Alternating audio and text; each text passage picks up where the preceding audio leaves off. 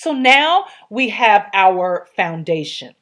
Next, let's focus on how do we handle the first few moments of our conversation with the difficult customer. When we're dealing with difficult customers, the way we start the conversation is crucial. You have to be very strategic in the first 10 to 20 seconds of the conversation. The first 10 to 20 seconds will determine who is controlling that conversation. Is it that difficult, irate customer who's controlling the conversation, or is it you? Obviously, we want it to be you. So, I'm going to share with you 3 strategies that will help you come out of the gate strong, confident, and in control so that you master the first 10 to 20 seconds and then you go right into taking control in a very professional, diplomatic way, taking control of that conversation. There are 3 things that you need to focus on. Number 1, I want you to listen to the customer. They're going to be doing a lot of venting, maybe even a rant in the beginning. Your job is to simply listen. And then when you are speaking in the first few seconds, I want you to limit your responses. Secondly, I want you to acknowledge anger. After you've given your customer a few seconds to vent, I want you to acknowledge the emotion that you are hearing. That might be anger, it might be frustration, perhaps it's confusion. Whatever it is, you need to acknowledge it. The final thing I want you to work on in the first few moments of that conversation is strategically moving your customer from the right side of the brain where we are emotional, perhaps irrational, moving that customer to the left side of the brain. Once you master these 3 keys, you're going to find that controlling the entire interaction is going to be so much easier. You'll have a method, you'll have a flow, and the customer will tend to follow into your strategic plan and they have no idea what they're doing or why. Let's take a look at each of these 3 keys individually. In the first few moments, you will likely hear venting. The customer is stating their piece, they're complaining, they're explaining. Your role is to simply listen. You give them your full attention. If you work with your customers face to face, you are facing the customer squarely. You're making eye contact and you're watching their facial expression and body language. Over the phone, I want you to just simply give them your full attention.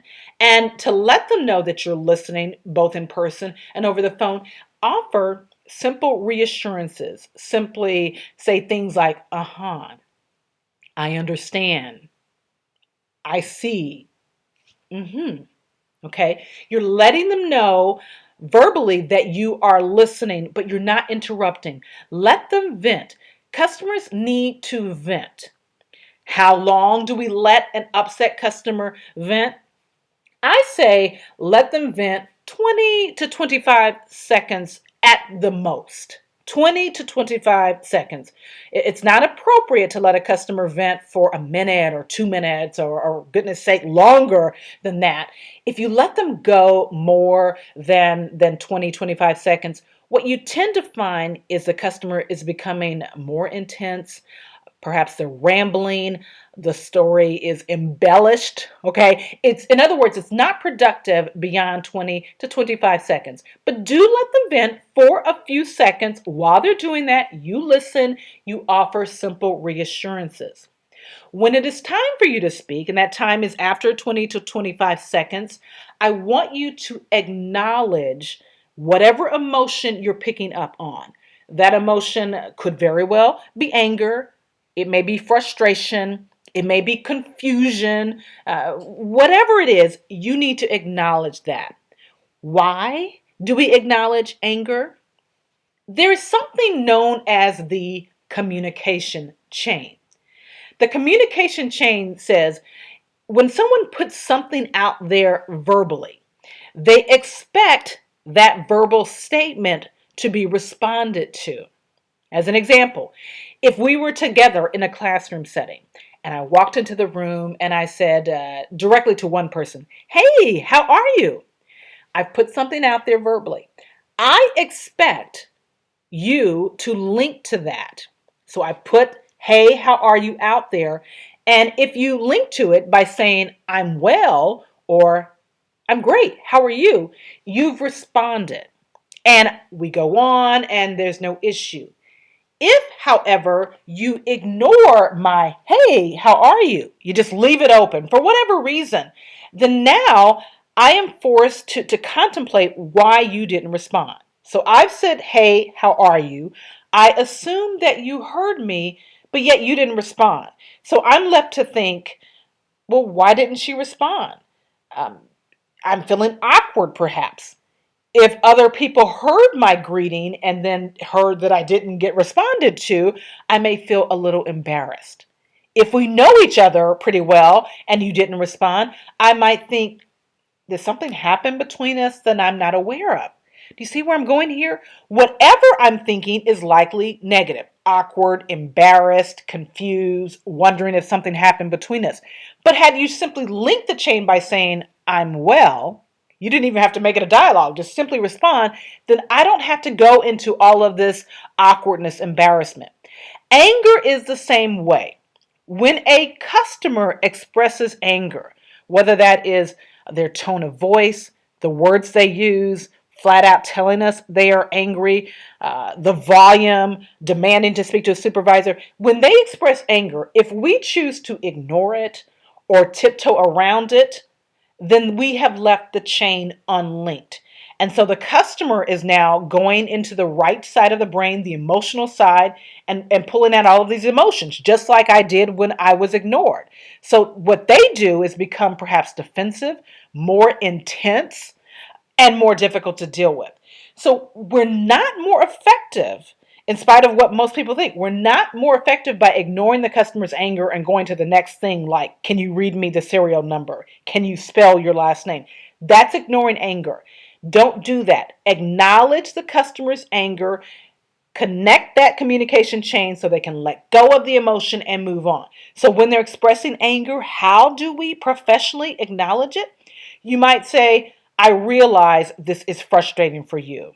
Or you might say, "I want you to know that getting to the bottom of this is just as important to me as it is to you." So you say something to let the customer know, "I know you're upset. I feel your pain, and we're going to work through this together." Now, part of your handout packet included 3 pages of phrases that you can use when you're dealing with difficult customers. I want you to go to that handout when you're looking for that buffer phrase, when you're looking for that phrase to help you acknowledge. But the bottom line point here is you do have to acknowledge anger. Don't tiptoe around it. Don't ignore it. Acknowledge it so the customer can feel linked, in their mind, and then move on. The final thing that I want you to do is to focus, very strategically focus on moving your customer to the left side of the brain. Now, the first 2 points, listen and offer simple reassurances, acknowledge the customer's anger, these are happening within the first few seconds. This third step is now when we turn this conversation into a dialogue. First 2 points, the customer is doing most of the talking and you jump in with a little bit. Now we are going to take control. Angry customers are stuck in the right side of the brain. The right side of the brain is our more free flowing side. It's our creative side. This is where we are when we're telling stories. This is where actors are when they are performing. This is where an artist is. Very critical, beautiful, beautiful part of the brain. But it's also where we are emotional and irrational and angry. Any of our emotions are right here. Whether it's joy, shock, surprise, we're in the right side of the brain. You need your customer on the left side of the brain. The left side of the brain is where we listen.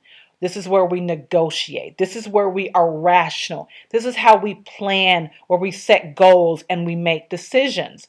You don't want the customer on the right side of the brain when you're trying to create calm.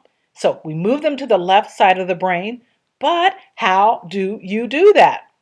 Well, one way to do that is to Ask your customer three closed-ended questions back to back.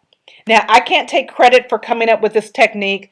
Years ago, when I worked in car rental, I was head of consumer affairs for Thrifty Rent-A-Car System. We dealt with our fair share of very, very difficult customers. I brought in a consultant to help us with a number of things, customer service in general, but specifically how to create calm with difficult customers. And the consultant, Sally Cox was her name, gave us a strategy that I'll never forget. She said, what you want to do to take control of that conversation, create calm, get your customer to the rational side of the brain, is ask them three questions that are relevant to you solving their problem, to you helping them, and that can be answered in one word. So they're closed-ended questions. Sally called this a magic wand, saying if we could come up with strategically three relevant questions that can be answered with one word, back to back, it will move the customer to the left side of the brain and put us in control. So as a team, we came up with three questions that we could ask our car rental customers. And back then, what we did, all of our customers had what is called a rental agreement, sort of an invoice or a receipt. So when we felt like we were dealing with a difficult or emotional customer, we would ask our customers these questions. Do you have your rental agreement in front of you? The answer would be yes or no. Okay. And the customer would have to think about that, even though in a millisecond, but they had to think about that. To think about that took them to the left side of the brain. We would follow that up with, can you read me your rental agreement number? And the rental agreement number was a series of like 13 characters, a few letters and numbers. No customer had that memorized. So they would have to stop talking, ranting, yelling, stop talking, look at that rental agreement number, rental agreement, find that number and read it to us. Now, while that wasn't a one word answer, it was a series of numbers and even better. Sally said, if your customer has to stop talking and retrieve the information, they're definitely in the left side of the brain, and you're going to be able to sense that they are calming down. So first question is, do you have your rental agreement in front of you? Yes, hopefully. Can you read that number? And they would read that. And then our third question, it would depend on the nature of the phone call. We might say, can you give me the location code? And that number can be found under the rental agreement number. We actually ended up asking our customers four closed-ended questions. Now, Sally promised us that this would be a magic wand approach, and I am telling you, friends, it was just that. When we were dealing with someone who just moments before was yelling or cutting us off, making threats, when we move right into asking three closed-ended questions, we could feel it when they move to the left side of the brain. You can't yell and curse me out while you're looking at these tiny little numbers and a document you're not familiar with and giving me the answers. When you're dealing with an emotional customer and you've done the first two steps, you're listening. Giving just simple reassurances is the first step. Remember, we've acknowledged anger. When we do speak, that's the first thing we do. When we're taking control, we move them to the left side of the brain by asking three closed-ended questions. And they do need to be relevant to solving the problem, and you need to fire them off back to back.